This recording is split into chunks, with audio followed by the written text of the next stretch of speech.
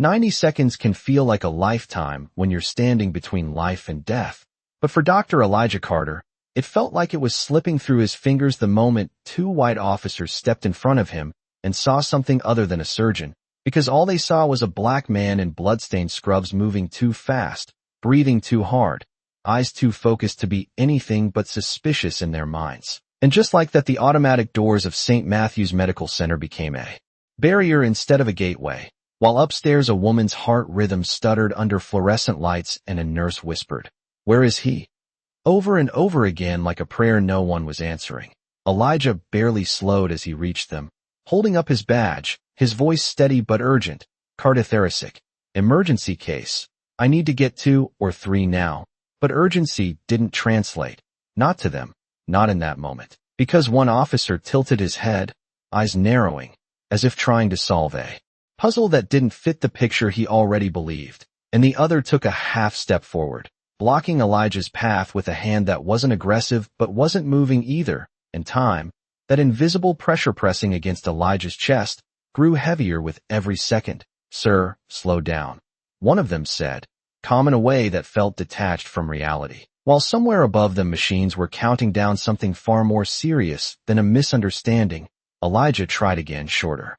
This time, sharper. "Patient is crashing."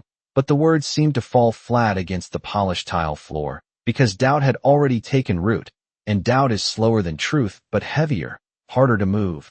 And suddenly questions replaced urgency. "Whose blood is that? Why are you running? Let me see that ID again."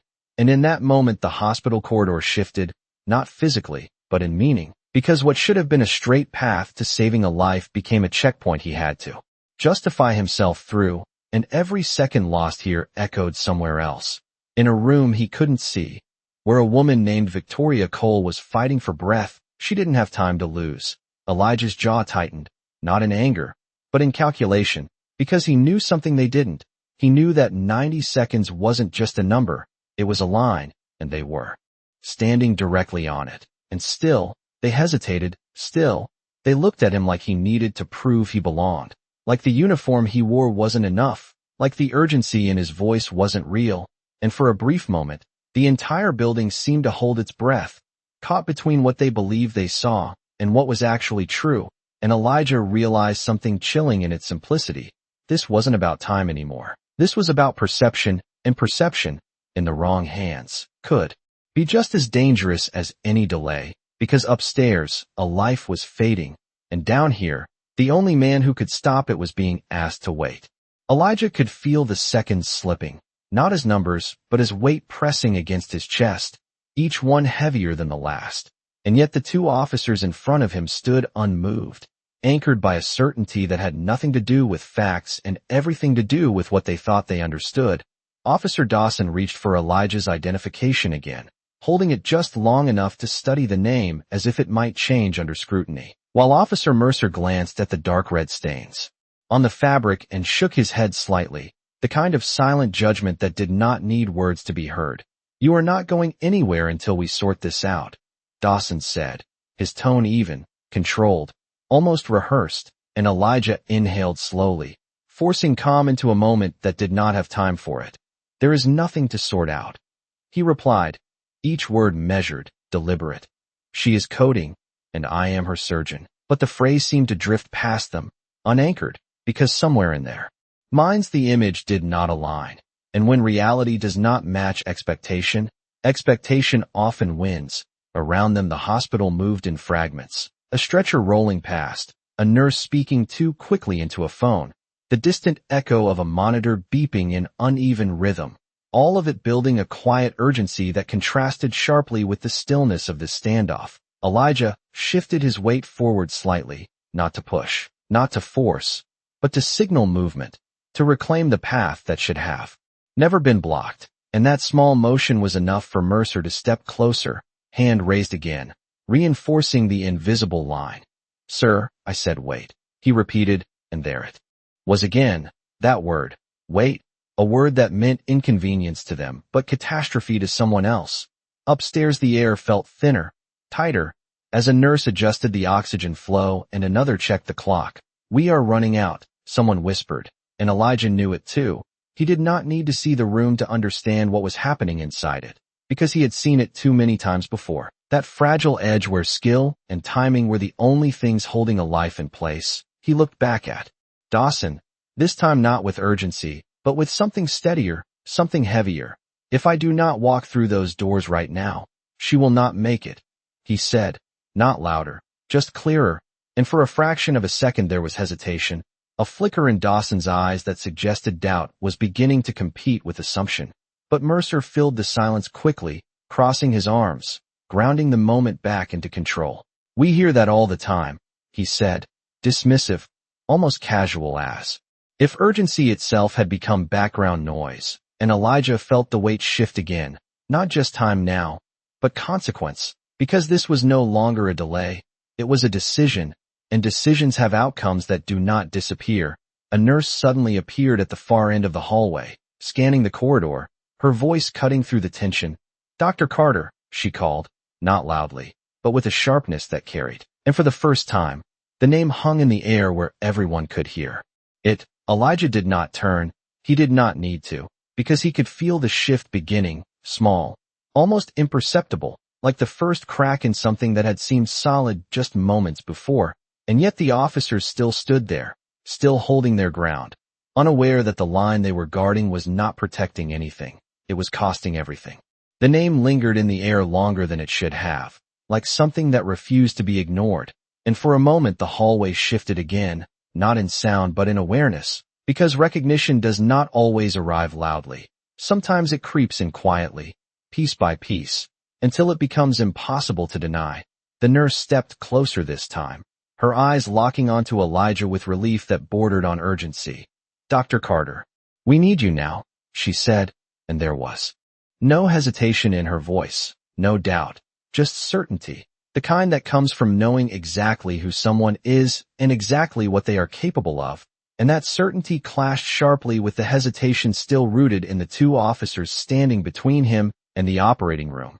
Officer Dawson's grip on the identification loosened slightly, his eyes moving from the badge in his hand back to Elijah's face, as if trying to reconcile two different versions of the same person, while Officer Mercer shifted his stance, not stepping back, but no longer as firm as before, because something had changed, not enough to resolve the situation, but enough to fracture the confidence they had been holding on to. "You know him?" Dawson asked the nurse, his tone quieter now, less certain, and she did not waste time explaining. "He is the surgeon assigned to the Cole case," she replied, each word landing with weight. And for the first time the situation gained a name, not just a patient, not just an emergency, but a specific case, one that carried importance beyond what they had initially understood. Elijah remained still, his patience no longer stretched but focused, because he could feel the moment tipping, slowly, dangerously, toward either resolution or irreversible consequence. "Then he can wait 10 more seconds while we verify," Mercer said, holding on to control with a kind of stubborn logic that sounded reasonable, but ignored the reality unfolding just floors above them. And Elijah's gaze sharpened, not with anger, but with something colder, something grounded in truth. "You do not have 10 seconds to give," he said, and this time the words did not drift, they landed, because they were no longer just his voice. They were reinforced by everything happening around them. The nurse's urgency, the distant echo of hurried footsteps, the tension that had begun to ripple through the hallway. And then it came, not loud, not dramatic, but unmistakable, a voice over the intercom requesting immediate assistance in the intensive care unit for Victoria Cole, and the name settled over the scene like a weight that could not be ignored. Dawson blinked, just once, as recognition flickered across his face. Because that name meant something. It connected to a chain of authority, of structure, of someone above them. Someone whose world was now directly tied to the man they were holding in place. Mercer exhaled slowly, the first real sign of uncertainty breaking through his posture. And Elijah saw it, not as victory, but as a narrow opening, the kind that appears when truth begins to push through assumption. And still, no one moved. Not yet. Because moments like this do not resolve instantly. They stretch, they test, they force people to confront the gap between what they believed and what is actually in front of them. And Elijah stood there, centered in that tension, knowing that somewhere above, Time was no longer patient, and whatever happened in the next few seconds would not just decide whether he reached that operating room. It would decide what those seconds would ultimately cost. The hallway did not move, but something inside it shifted, a subtle fracture in the certainty that had held everything in place just seconds before, and Officer Dawson felt it first, not as a clear thought, but as a quiet unease that made him look again at the badge in his hand, at the name he had already read but not truly processed, Dr. Elijah Carter, the same name the nurse had called, the same name now echoing through the tension that had settled over them, while Officer Mercer remained fixed, his stance still guarding the space, as if control itself could keep the situation from unraveling. "We are not done here," Mercer said, though his voice carried less weight than before, less conviction, as if even he could hear the thinness in his own reasoning. Elijah did not respond immediately, because he understood something they were only beginning to realize. This was no longer about convincing them. It was about whether they would recognize the truth in time, and time was no longer something they had. Another voice came from behind, sharper, more urgent, a hospital administrator pushing through the gathering staff, her expression tight with controlled alarm. "What is going on?" she demanded, her eyes landing on Elijah first, then the officers, then the identification still in Dawson's hand. And in that quick sequence, the entire situation began to reassemble itself into something clearer, something harder to ignore. "That is Dr. Carter," she said, not loudly, but with authority that did not require volume, and Dawson's grip loosened further, his fingers no longer holding the badge with certainty, while Mercer's posture finally shifted, not stepping back yet, but no longer blocking with the same rigidity, because authority had entered the space, not the kind that comes from a uniform, but the kind that comes from knowledge, from context, from understanding exactly what is at stake. "He is assigned to the Cole surgery," the administrator continued, and this time the words did not just land, they settled, connecting pieces that had been scattered moments before. Upstairs, the monitor dipped again, a nurse calling out for support, the rhythm of urgency tightening into something more fragile, more final. And down here, that same urgency now had a name, a face, a consequence. Elijah took one step forward, slow, deliberate, not forcing, but no longer waiting. And this time neither officer stopped him immediately, because hesitation had replaced certainty, and hesitation, in a moment like this, is everything. Mercer glanced at Dawson, a silent exchange passing between them, not of agreement, but of realization that something larger than their initial judgment was unfolding. And still, for one more second, they lingered on the edge of that decision, because admitting you were wrong in a moment like this is not easy, especially when the cost of that mistake is still unfolding in real time. Elijah's voice came again, quieter now, but heavier, grounded in something they could no longer dismiss.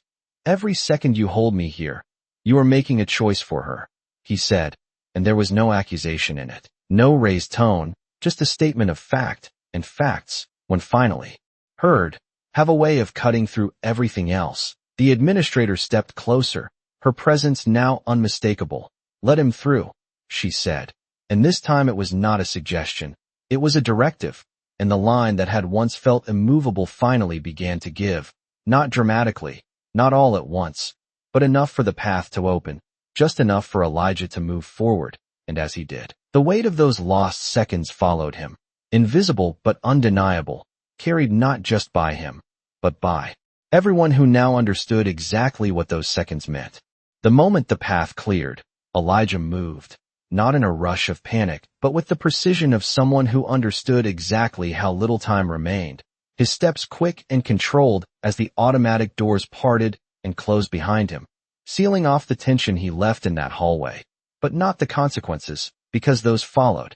Carried in the silence that settled over the officers who had just stepped aside, Officer Dawson exhaled slowly, as if only now realizing how tightly he had been holding on to certainty that no longer felt solid, while Officer Mercer stood still, his gaze fixed on the empty space Elijah had just crossed, the weight of that decision beginning to settle in ways neither of them could yet fully process. Upstairs the atmosphere was different, sharper, every movement measured against a clock no one could stop.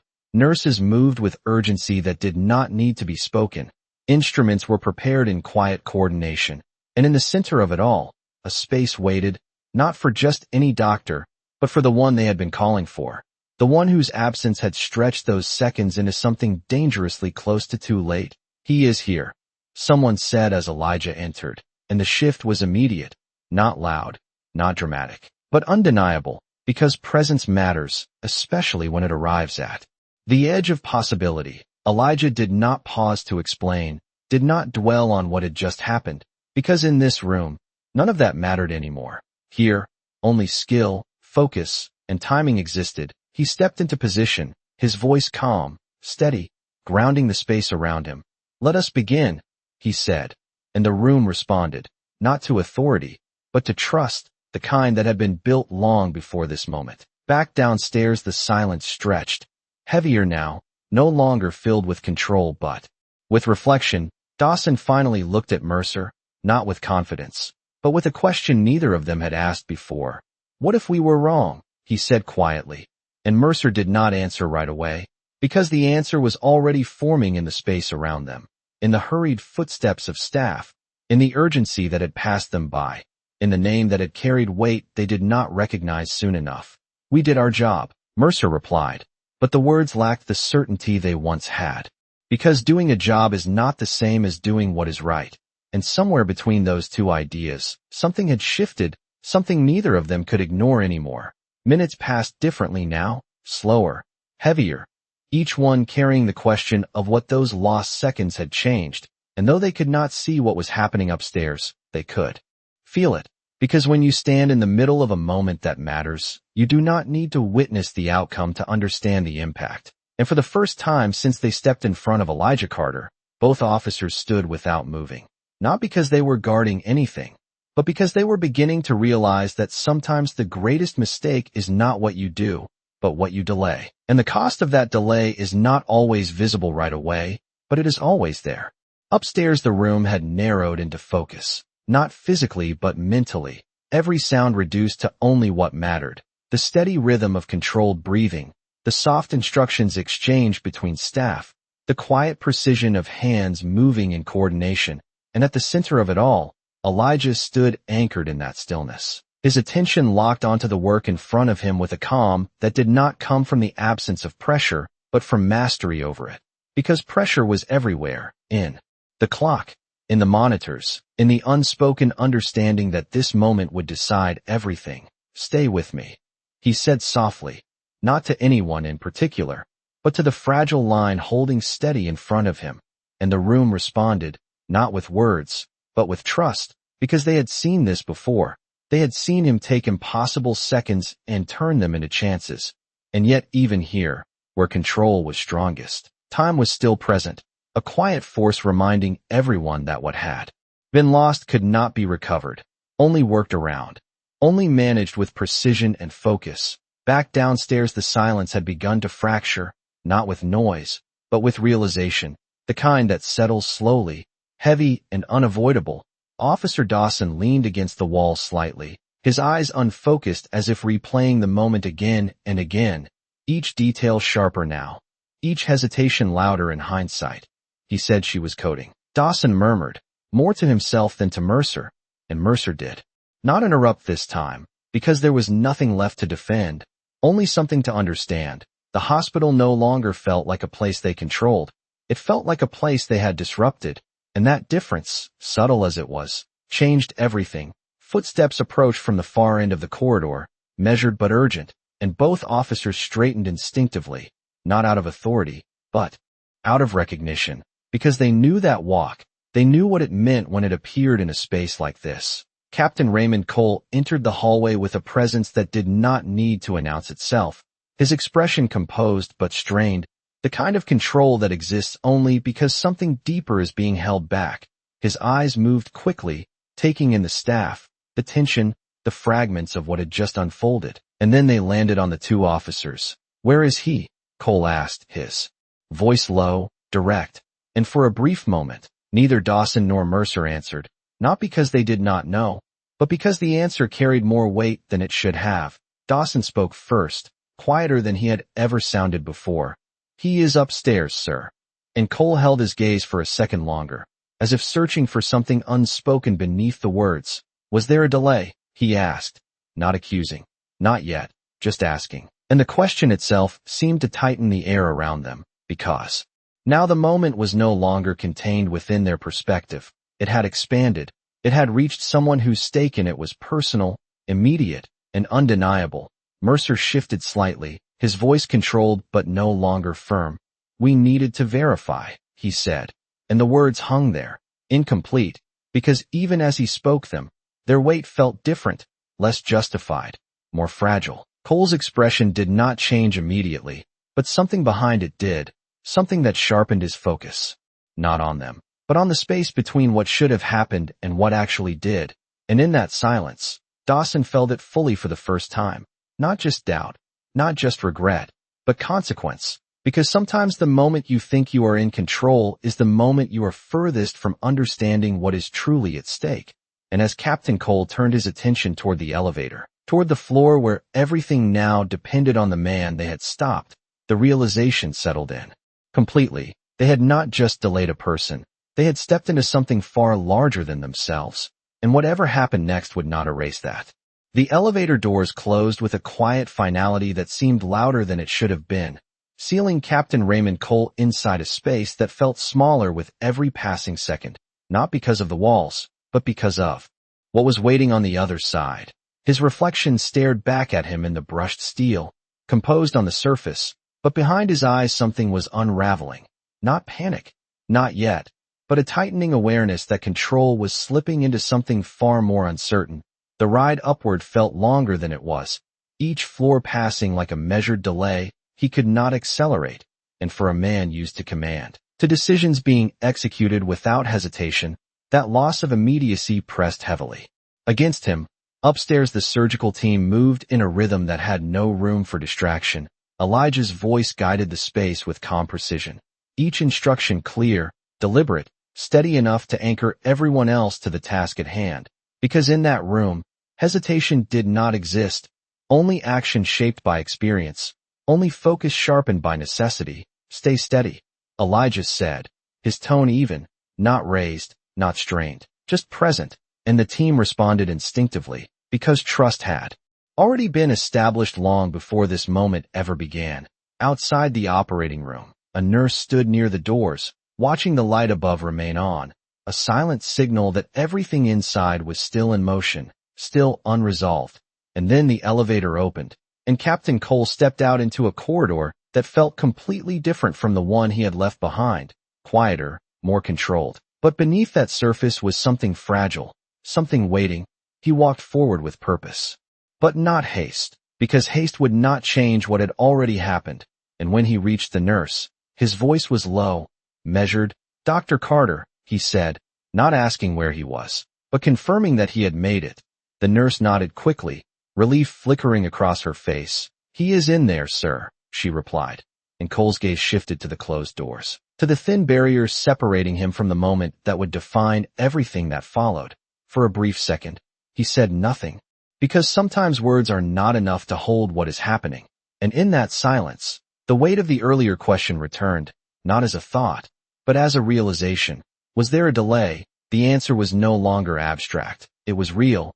It had shape. It had consequence, and it was unfolding right now. Back downstairs, Dawson and Mercer remained where they were, but the space around them had changed completely, no longer tense with authority, but heavy with understanding. Dawson ran a hand over his face slowly, as if trying to clear something he could not quite remove. That is his wife, he said finally, the words quiet but undeniable, and Mercer did not respond right away, because the meaning behind those words was still settling, still expanding, until it reached its full weight.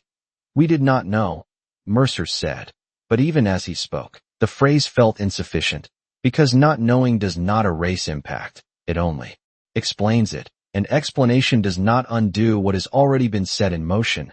Upstairs, the light above the operating room remained steady, a constant reminder that the outcome was still undecided, and in that suspended moment, 3 separate spaces held the same question in different forms. Inside the room, it was skill against time. Outside the doors, it was hope against fear. And downstairs, It was realization against regret, and though none of them spoke it aloud, they all understood the same truth. What had happened could not be taken back, only carried forward into whatever came next. Time inside the operating room no longer felt like minutes or seconds. It became something else entirely, a sequence of precise movements stitched together by focus and experience.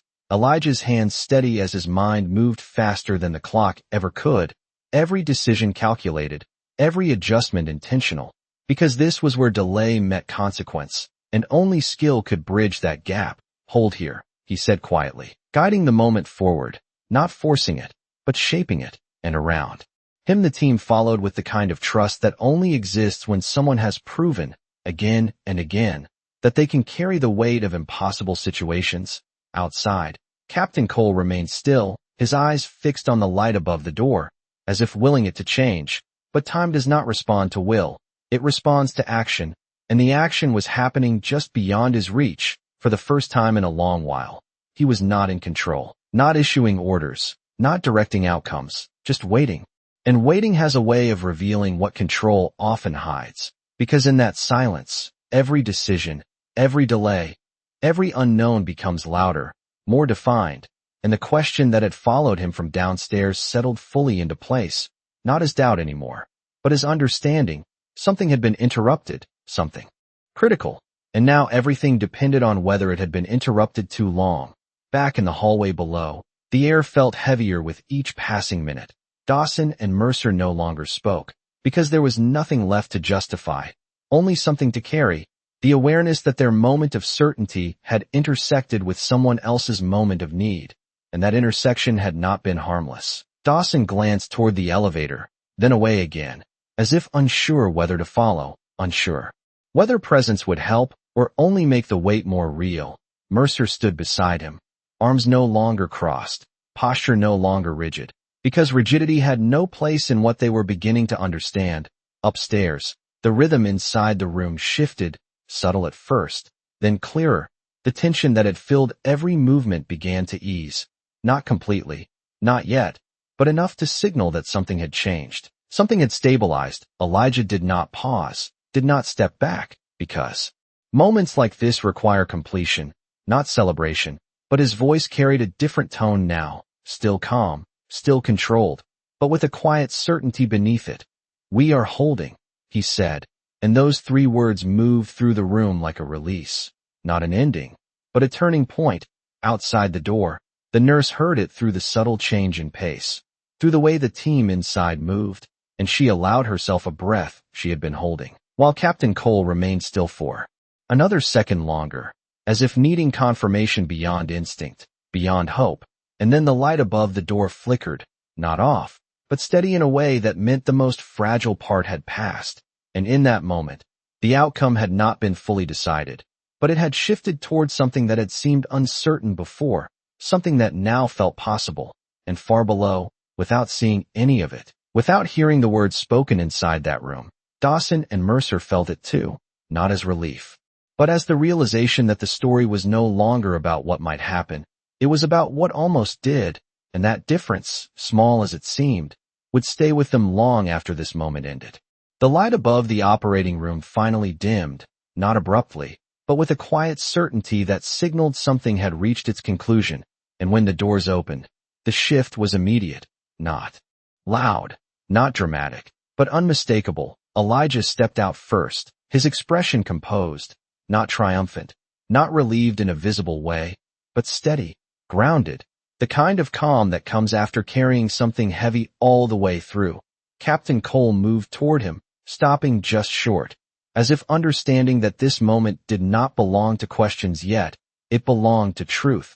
Elijah met his gaze without hesitation, and in that silence, everything that had happened between those doors was already understood. "She is stable," Elijah said, his voice even, clear, and those 3 words carried more weight than anything else spoken that day, because they did not erase what had happened, but they defined what had been saved. Cole exhaled slowly, the tension in his shoulders releasing in a way that words could not express, and for a brief moment, he closed his eyes, not in weakness, but in recognition of how close everything had come to a different ending. When he opened them again, He looked at Elijah not as a stranger, not as just a doctor, but as the man who had carried his world through its most fragile moment. "Thank you," Cole said quietly, and Elijah nodded once, not dismissing it, but not holding on to it either, because gratitude, while important, was not the point. The point was something else, something deeper, something that had already been set in motion long before this moment of relief. Elijah's voice came again, softer this time, but heavier. "There was not time to lose," he said, and the words were simple, but they were not just about the surgery. They were about everything that had happened leading up to it, and Cole understood that, not defensively, not with excuses, but with clarity, because now he could see the full shape of the moment, not just the outcome, but the path that nearly prevented it. Downstairs, the news traveled without needing to be announced, carried in the change of pace, in the way staff moved, in the subtle release of tension that spread through the building, and Dawson and Mercer felt it, not as relief, but as confirmation that the outcome had balanced on something they had controlled, if only for a moment, and that realization settled deeper than any immediate consequence could. Later, when Cole found them, his presence no longer carried urgency, but something far more deliberate. He did not raise his voice, did not accuse, because accountability does not need volume. It needs truth. "You stopped the one person who could have saved her," he said, and the words were not harsh, but they were final, and neither officer spoke, because there was nothing left to say that would change what had already been done. Elijah did not stay for that conversation. He had already returned to his work, already moved forward, because that is what he had come there to do. Not to argue, not to prove, but to act. And in the end, that difference defined everything, because one side had relied on assumption, and the other had relied on purpose, and only one of those could carry a life through uncertainty. And as the hospital settled back into its rhythm, the echo of that moment remained, quiet but lasting, a reminder that authority without understanding is fragile, and that sometimes the most important truth is the one you almost fail to see, because it does not look the way you expect. He wore no badge of command, no symbol of power that demanded immediate belief, but when it mattered most, he was the one who held the line between loss and survival, and the difference between being seen and being understood had never been more clear.